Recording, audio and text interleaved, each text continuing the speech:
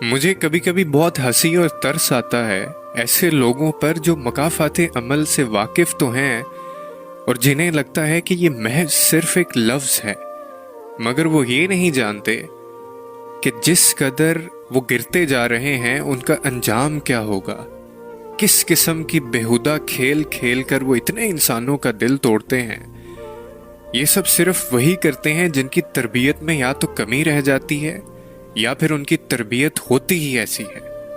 ایسے لوگوں پر ترس کھانا چاہیے کہ وہ دوسروں کا سکون چھین کر خود خوش رہنا چاہتے ہیں، اور بہت افسوس کی بات ہے کہ ان کا انجام اس قدر بھیانک ہو سکتا ہے کہ وہ سوچ نہیں سکتے۔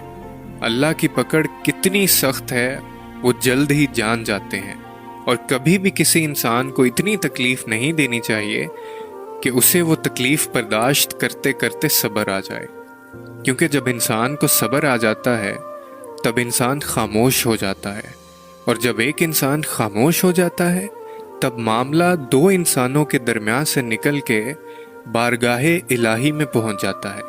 مجھے بہت حیرت ہوتی ہے ایسے لوگوں کو دیکھ کر جو دوسروں کا دل دکھا کر چین کی نیند سوتے ہیں۔ ایسے لوگ دنیا سے تو بچ کے نکل جاتے ہیں، لیکن کبھی سوچا ہے کہ ایسے لوگوں کا روز محشر خدا کے سامنے کیا حال ہوگا، اور وہ کس منہ سے جائیں گے؟ تب خدا سے چھپ کر کہاں بھاگیں گے؟ یقین جانو ایسے لوگوں کا انجام بہت برا ہوگا، اور تب تم کہو گے کہ اس وقت کی تکلیف میں اللہ کی کتنی بڑی مصلحت تھی کہ ایک تکلیف انسان کا مقام بڑھا دیتی ہے اور سب ٹھیک ہو جاتا ہے۔